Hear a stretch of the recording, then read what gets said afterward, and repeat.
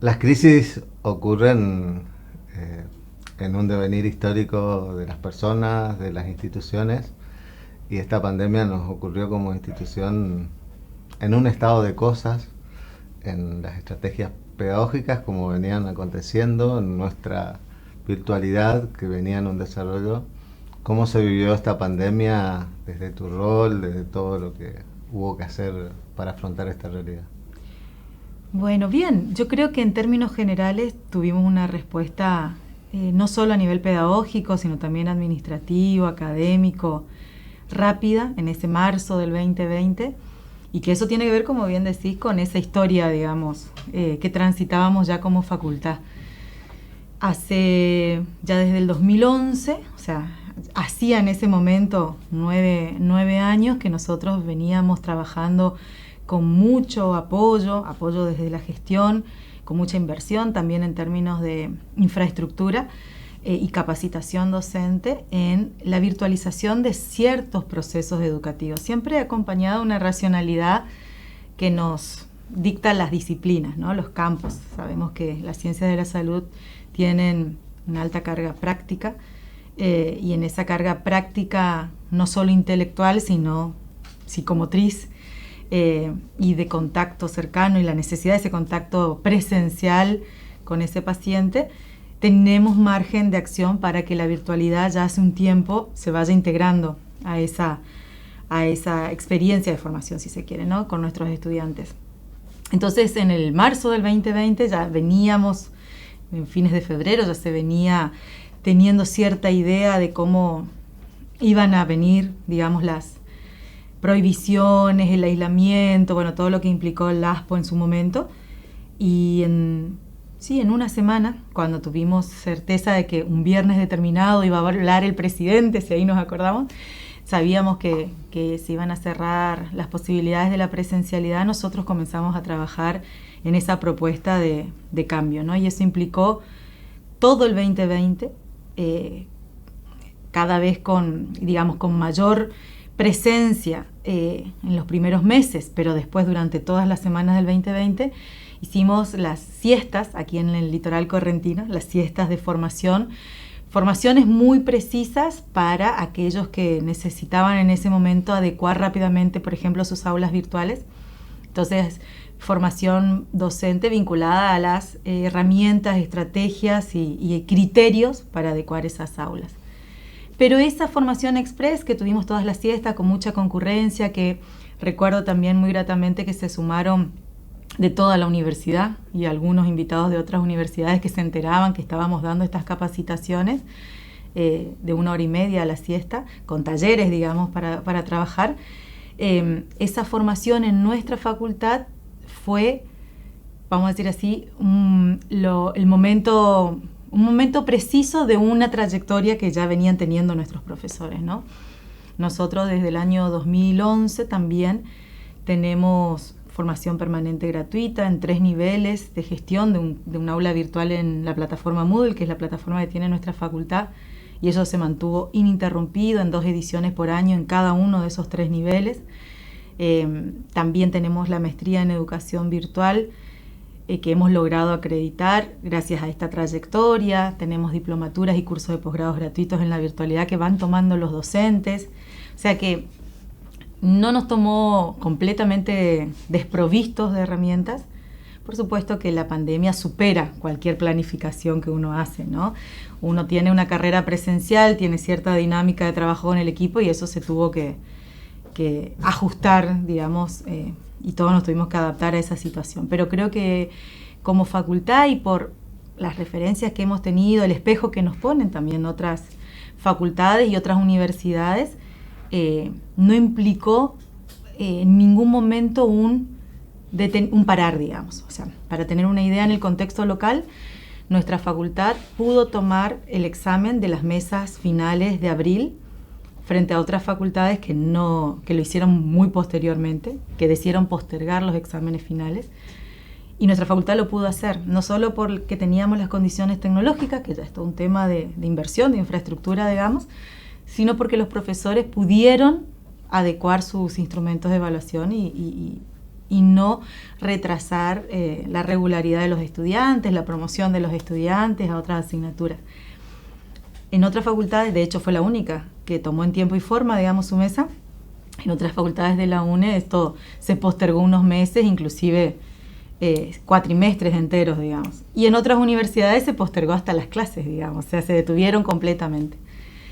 Eso en lo pedagógico, pero también creo que la propuesta en lo administrativo también fue de rápida respuesta. Rápidamente, al mes de este ASPO comenzó a funcionar la mesa de entradas y salidas virtuales, entonces también de la facultad, digo, los trámites y el circuito de expedientes, si bien tardó un poquito más, casi 2 o 3 meses en regularizarse, rápidamente también se pudo trabajar con expedientes digitales, o sea, hubo un cambio en nuestras vidas, pero con muy buena capacidad de respuesta, yo creo, que tiene que ver con estos años ya de preparación que hemos tenido, digamos, y de apuesta a una modalidad que se complementa con la presencialidad y nos brinda muchas posibilidades, ¿no? Como comunidad educativa, los ámbitos naturales de nuestra práctica tenían que ver con vínculos que acontecían digamos, con los estudiantes, los docentes, entre pares y en los centros asistenciales. La pandemia nos clampeó los dos flujos, digamos, naturales, el distanciamiento, el social. ¿Cómo fue este desafío institucional de reconstruir lazos imprescindibles para dar continuidad a los procesos de aprendizaje-enseñanza?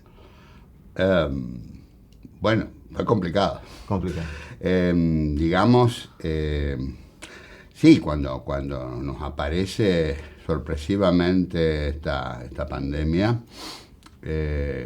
claro, nosotros, como vos sabés, tenemos 3 carreras de grado: medicina, licenciatura en kinesio, licenciatura en enfermería, que son 3 carreras presenciales, digamos, ¿no? Ciencia de la salud.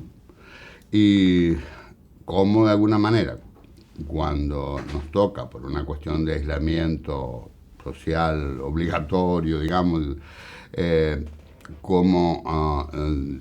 suspender, digamos, toda la actividad presencial, pasar todo a la virtualidad, cómo lograr de alguna manera de que durante el periodo que en aquel momento, en ese marzo trágico de 2020, no sabíamos en realidad cuánto iba a durar esto, cómo hacíamos para que pudieran seguir ingresando estudiantes, seguir avanzando estudiantes y seguir graduándose los estudiantes, es decir, porque quedábamos en una situación muy atípica y bueno, la verdad que a nosotros como Facultad de Medicina nos agarró con un bastante buen posicionamiento, pero no porque hayamos sido unos iluminados que pensamos en que alguna vez iba a haber una pandemia, sino porque en realidad habíamos desarrollado algunos cambios y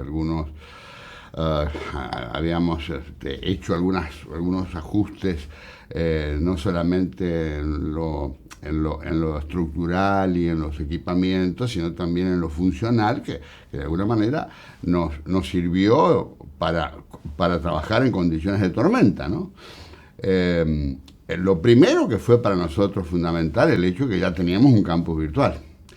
Que no solamente teníamos un campus virtual, sino que teníamos docentes preparados para trabajar en la virtualidad y que teníamos estudiantes adaptados a trabajar en la virtualidad, porque de hecho lo veníamos haciendo desde 2010. En 2010 se montó el campus virtual como complemento a la presencialidad, porque advertimos que desde la virtualidad había herramientas tanto didácticas como evaluativas, estrategias de simulación, foros y demás, que realmente enriquecían mucho las posibilidades de una carrera. Entonces, que nuestra carrera obviamente siempre tenía un enfoque mayoritariamente presencial, pero acompañado y fortalecido, enriquecido por la virtualidad. Entonces, pasar de alguna manera de la presencialidad a la virtualidad fue, digamos, bueno, como un poco más simple, nadie se asombró demasiado. Por supuesto que muchas asignaturas no, digamos que les costó mucho adaptarse a un entorno virtual en el 100% de sus actividades, porque teníamos, insisto, era complementaria, ahora pasó a ser la única herramienta. Pero bueno, por eso que en los primeros meses, digamos, se desarrolló lo que después todo el mundo conoció como la enseñanza remota de emergencia, que es un poco el manotazo del que está con problemas en el agua, digamos, y trata de sobrellevar y salir de una situación con herramientas o actividades que por ahí son mejorables, digamos, no son tan efectivas, pero bueno. Pero inmediatamente se implementó, justamente, además de las recomendaciones para planificar en virtualidad, se generó toda una estrategia de formación docente y, por el otro lado, capacitación de estudiantes para trabajar en ese entorno. Y así surgió un curso de posgrado que fue muy, muy numeroso, donde justamente la idea era a trabajar hacia una educación virtual efectiva, le llamábamos nosotros, o sea, lograr un impacto educativo desde la virtualidad. Pero siempre siguió, de alguna manera, el aspecto de la práctica profesional. Entonces, sí, porque el paciente virtual o lo que uno puede generar en entornos virtuales no reemplaza en absoluto el contacto físico, el contacto real, o en un servicio asistencial, la presencia de estudiantes y docentes trabajando en ámbitos de establecimientos de salud, ¿verdad?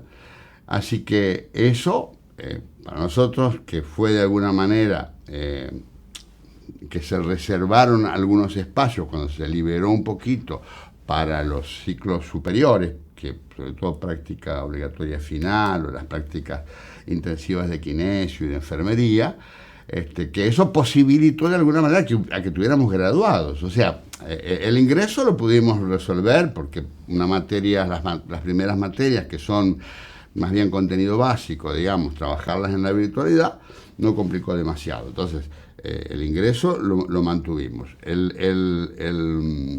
¿Cómo se llama? El avance, la promoción de los estudiantes a lo largo de los distintos años de la carrera, también se pudo desarrollar porque lo que hubo que hacer es cambiar los instrumentos de evaluación. Lo que era un examen oral tradicional, pasarlo a un escenario de Zoom o alguna herramienta de la plataforma Moodle, que usábamos mucho, lo mismo que los cuestionarios y todo lo demás. Y lo que es práctica puntual o práctica digamos, de habilidad y procedimiento de destrezas semiológicas y demás, eso se siguió trabajando en gabinete de simulación, por supuesto, con todas las medidas de cuidado. Entonces, afortunadamente, eso nos permitió a nosotros continuar. Y después nos quedaba, para 2021, la vuelta a la presencialidad, una presencialidad cuidada. Entonces teníamos que generar entornos de práctica efectivos, digamos, que ofrezcan la posibilidad de lograr objetivos de aprendizaje concretos y que además sean seguros y que sean evaluables, que uno pueda evaluar.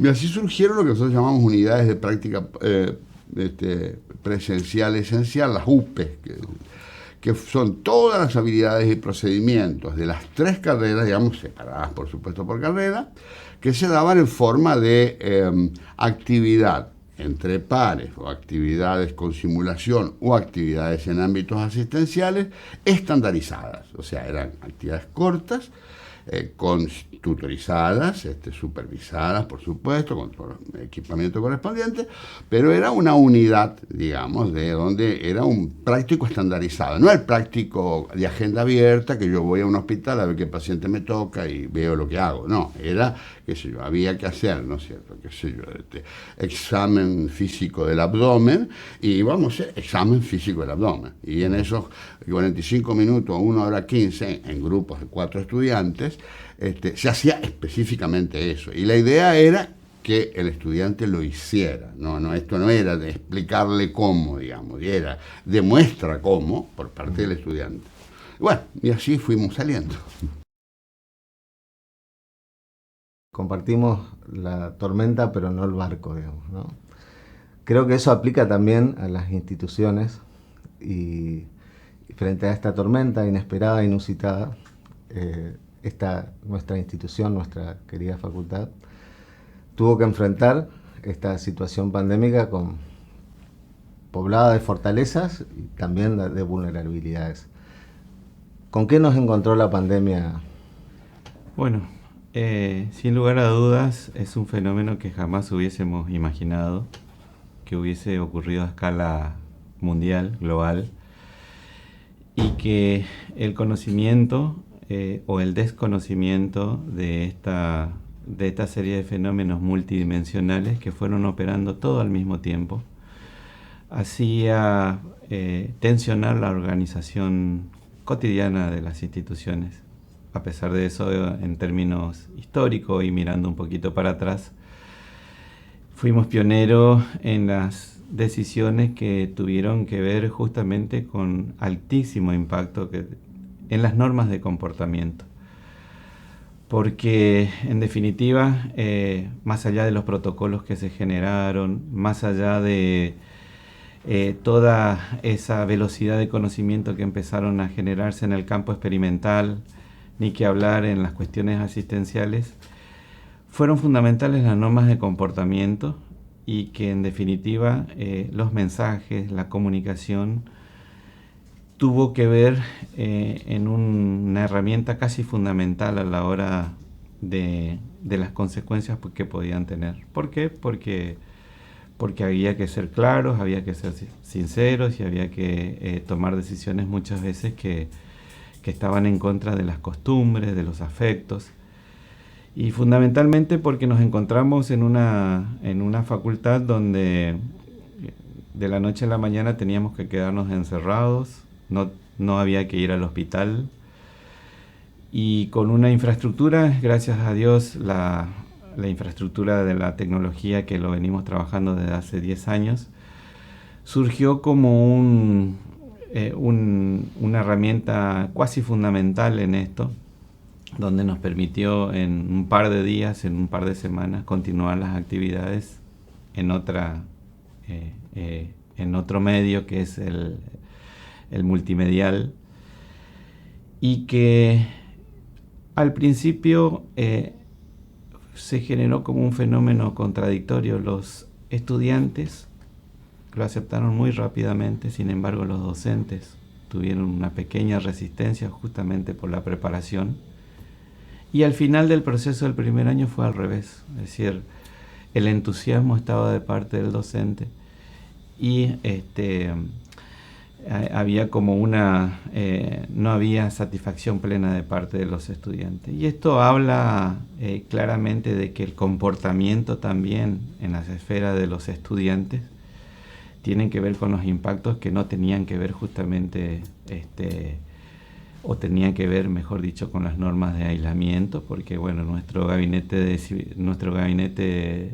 biopsicosocial, de la cantidad de consultas que eran más o menos estandarizadas durante todo el año, se triplicó, y empezaron a generarse todas las inequidades y empezaron a aparecer todos los síntomas que pudieran haberse disparado, que ustedes saben: ansiedad, depresión, violencia. Y bueno, entonces creo que aún hoy estamos sufriendo las consecuencias de una dimensión que todavía no está presupuestada quizás en las autoridades de salud y en las autoridades educativas, que es el componente de la salud mental.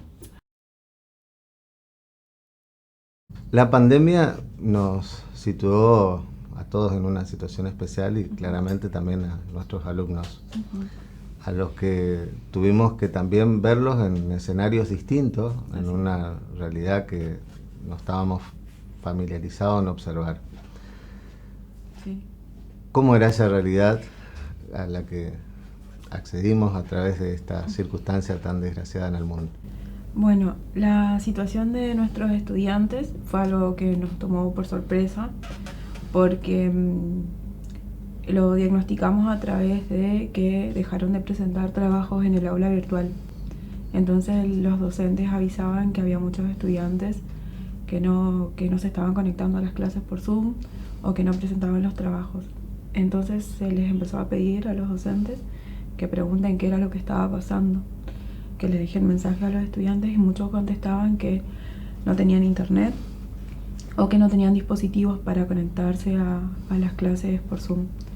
Entonces ahí lo que hicimos de la Subsecretaría de Bienestar fue pasar un número de celular que tiene el Gabinete de Bienestar, y la trabajadora social empezaba a recolectar, digamos, todos estos mensajes que le llegaban. Y ahí les llamaba, les mandaba un mensaje y les preguntaba cuál era su situación.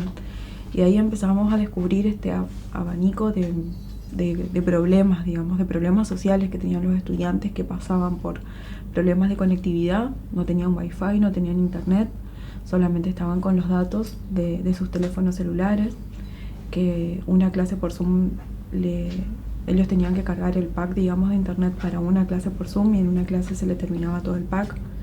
O también pasamos por lo otro de que no tenían computadora, no tenían tablet, no tenían de última celulares de última generación, no podían entrar al campus virtual.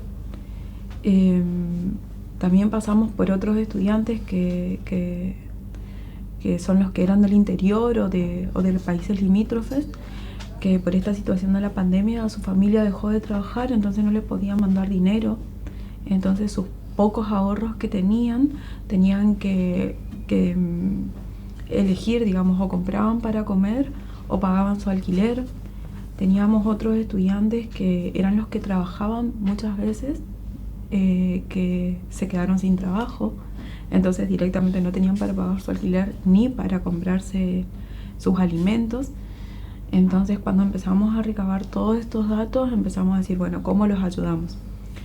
Entonces empezamos, a los que no tenían computadoras o no tenían teléfonos celulares de última generación, la facultad tenía y tiene un stock de tablets que se había comprado en su momento.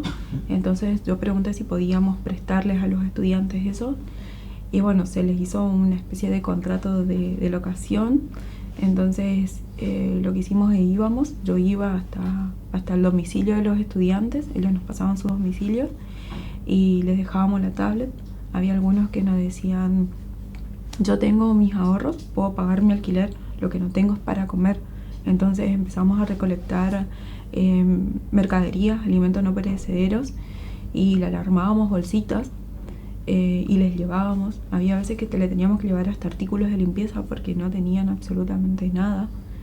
Después había otros que nos decían, no tengo ni para pagar mi alquiler. Entonces tuvimos que hablar y le dábamos como unas becas con fondos propios de la facultad a un grupo de estudiantes, y les llevábamos el dinero, que no era mucho, pero aunque sea era algo, la bolsita de mercadería, la tablet.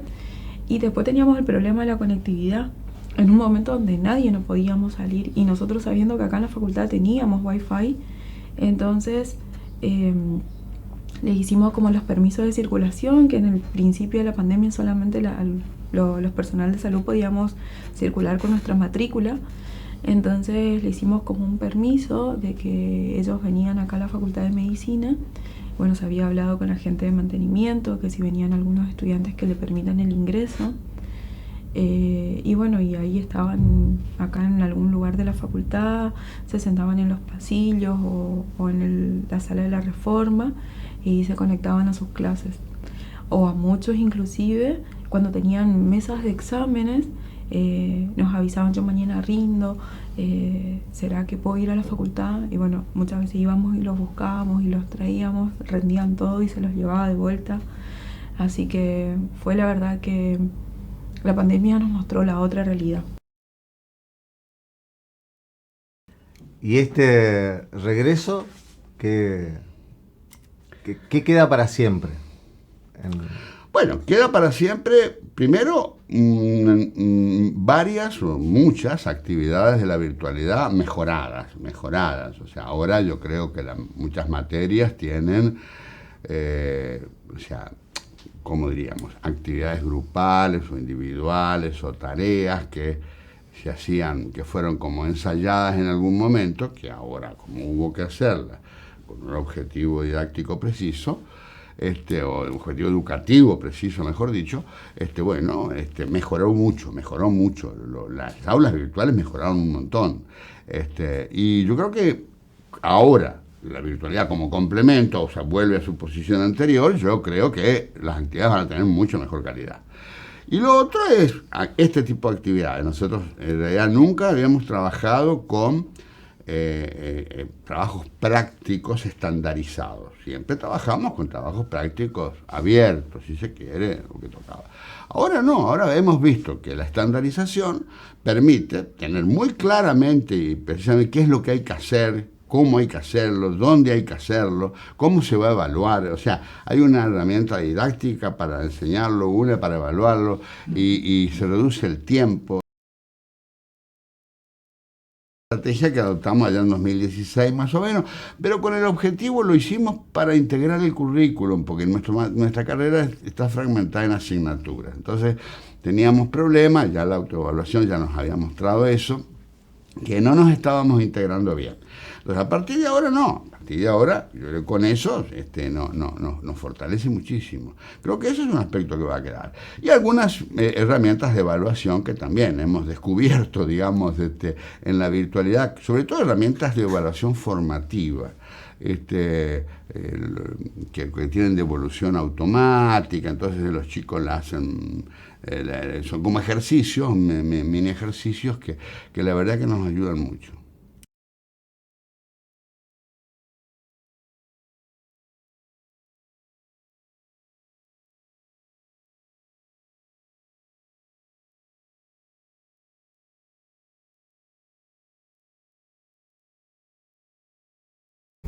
La pandemia y todas las medidas que se tomaron para prevenir algún aspecto de los riesgos hicieron que crezcan otros riesgos, ¿no? Estos psicosociales. ¿Crees que como institución agudizamos los ojos para poder observar esto de acá en adelante? Yo creo que sí, porque ahora estamos al pendiente de mirar otras cosas. No solo lo hablo como docente, sino también como todos nosotros. Porque antes, cuando un estudiante faltaba, nosotros decíamos, bueno, faltó. No nos empezábamos a preguntar por qué faltó. Lo mismo los compañeros. Antes faltaban y era, bueno, mi compañero faltó. Y hoy empiezan a preguntarse, ¿será que le pasó algo? ¿Será que está bien?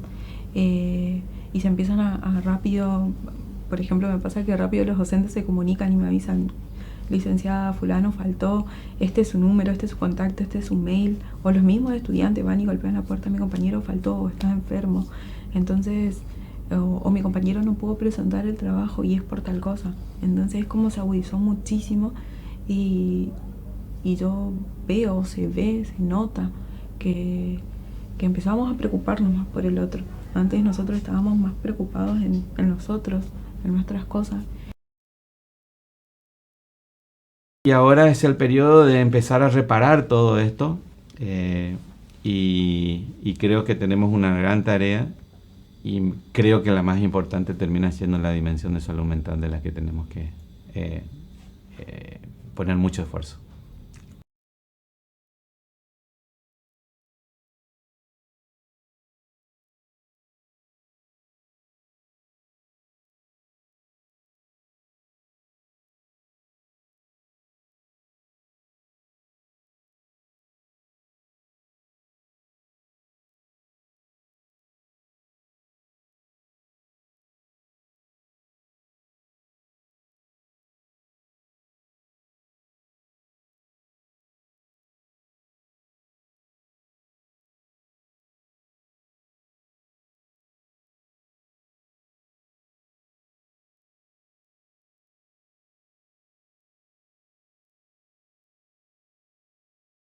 Las crisis nos dejan enseñanzas, catalizan procesos.